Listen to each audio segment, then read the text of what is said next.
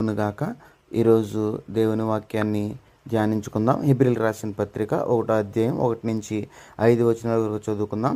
పూర్వకాలమందు నానా సమయములలోను నానా భాగములుగాను నానా విధములుగాను ప్రవక్తల ద్వారా మన పితరులతో మాట్లాడిన దేవుడు ఈ దినముల అంతమందు కుమారుని ద్వారా మనతో మాట్లాడెను. ఆయన ఆ కుమారుని సమస్తమునకును వారసునిగా నియమించెను.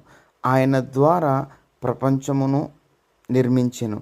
ఆయన దేవుని మహిమ యొక్క తేజస్సును లేదా ప్రతిబింబమును, ఆయన తత్వము యొక్క మూర్తిమంతమునై ఉండి తన మహత్తుగల మాట చేత సమస్తమును నిర్వహించుచు పాపముల విషయంలో శుద్ధీకరణము తానే చేసి దేవదూతల కంటే ఎంత శ్రేష్టమైన నామము పొందెనో వారికంటే అంత శ్రేష్ఠుడై ఉన్నతలోకమందు మహుడగు దేవుని కుడిపార్శ్వమున కూర్చుండెను.